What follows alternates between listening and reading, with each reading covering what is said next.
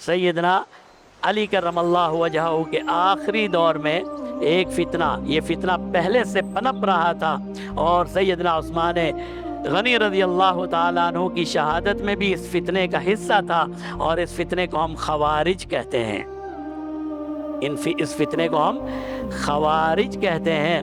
اور ایک موقع وہ آیا کہ جب خلیفہ راشد سیدنا علی کرم اللہ وجہہ نے یہ فیصلہ فرمایا کہ وہ وقت آ گیا ہے کہ اس فتنے کا سر کچل دیا جائے۔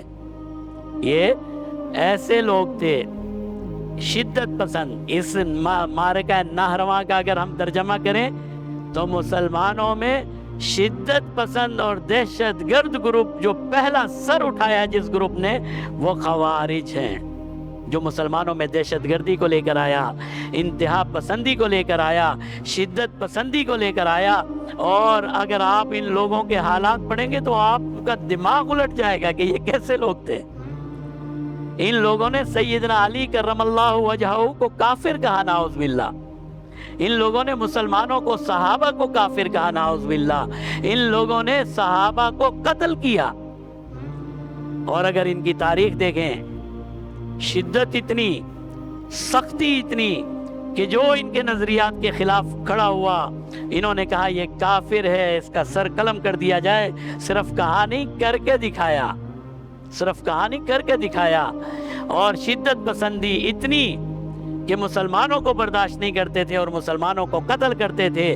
اور نیک یہ لوگ اتنے تھے، ساری رات نوافل پڑھا کرتے تھے۔ خوارج کے جو سردار تھے یا خوارج کے جو نوجوان تھے، اکثر حافظ تھے، حفاظ تھے، سارا دن تلاوت کیا کرتے تھے۔ تہجد، جو تہجد پڑھتا ہے وہ فرض کہاں چھوڑے گا؟ تہجد کے پابند تھے، نیک لوگ تھے، داڑھی والے تھے، نیکی والے تھے، تقوی اور پرہیزگاری والے تھے۔ لیکن ان کے اندر ایک عیب پیدا ہو گیا، وہ یہ سمجھتے تھے جو میں کہہ رہا ہوں یہی صحیح ہے، باقی سب غلط ہے۔ اسی لیے ان کا نام خوارج رکھا گیا۔ اور یہ فتنہ سیدنا علی کرم اللہ وجہہ وہ پہلے خلیفہ ہیں جنہوں نے شدت پسندی اور دہشت گردی اور انتہا پسندی کے خلاف جہاد کیا۔